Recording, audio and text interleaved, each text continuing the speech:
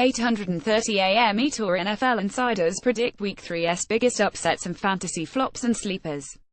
Plus, which 20 team is in the most danger of not making the playoffs and which Week 2 injury will be most devastating for a team. What's your top upset pick for Week 3? Matt Bowen, NFL writer. Seahawks over Titans. The Seahawks are 3-point underdogs on the road at Tennessee, and the Seattle offense has failed to establish any sense of tempo the first 2 weeks of the season. If rookie running back Chris Carson can continue to produce on the ground, however, look for the Seahawks to close out another low-scoring win with the defense getting the game ball. Mike Clay, NFL writer. Chargers over Chiefs. If you're going to go down, you might as well go down swinging.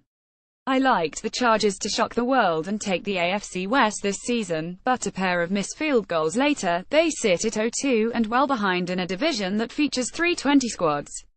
One of those teams is the Chiefs, and in picking the desperate Chargers to win 2,221 in Week 3, Domonique Foxworth, the undefeated senior writer. Saints over Panthers. The Saints are 0-2 after losing to the Vikings and Patriots, two teams that we think are pretty good.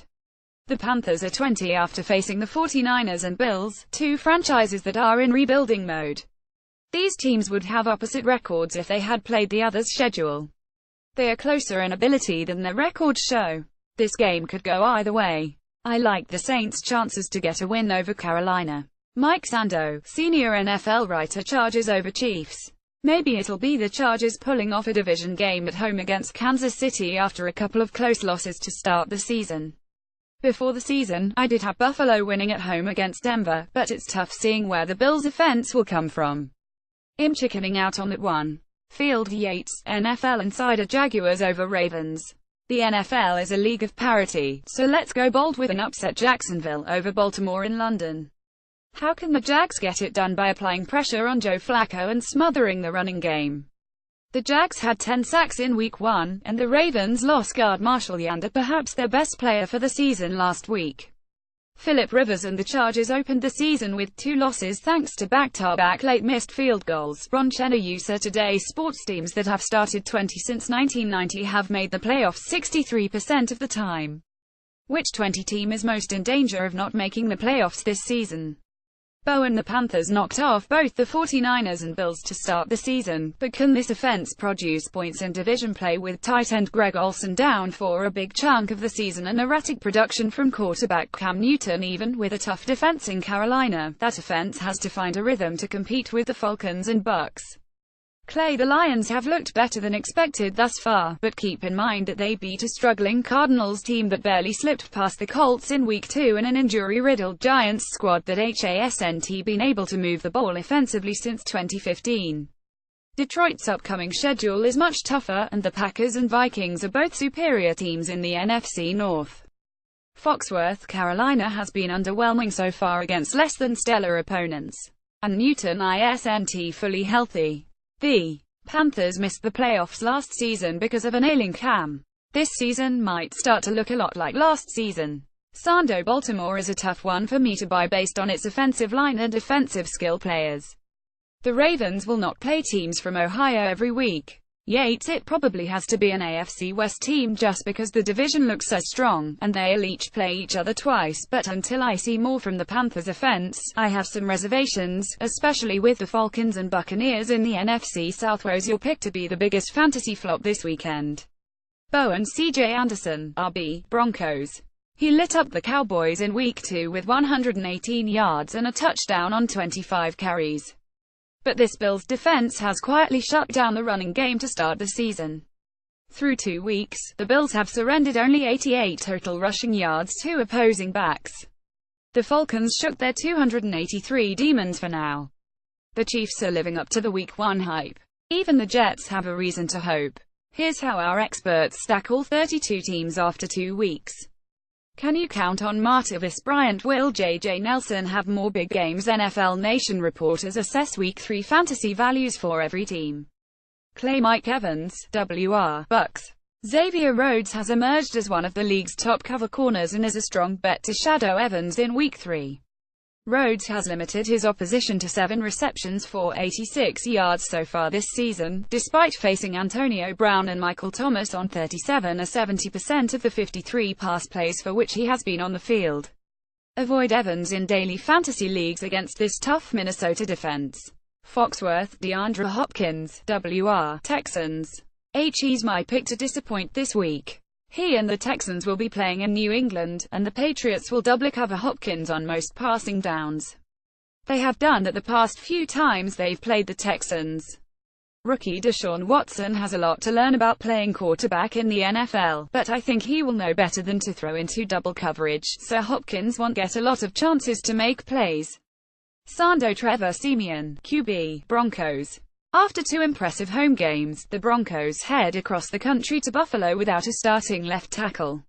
It could be tough to sustain his fast start. HES number 2 in the league in QB fantasy points so far after Buffalo kept Cam Newton in check. Yates, LeSean McCoy, RB, Bills. I'll never recommend benching a healthy LeSean McCoy, but if ever there was a week when you were breathing a bit easier to face him, this might be it.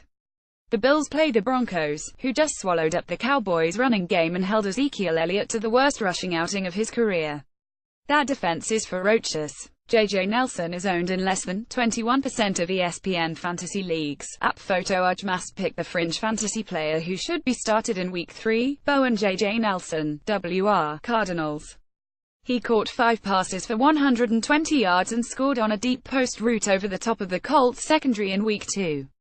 With a matchup with a banged-up Cowboys secondary, Nelson provides some real upside and big playability with that 4.2 speed.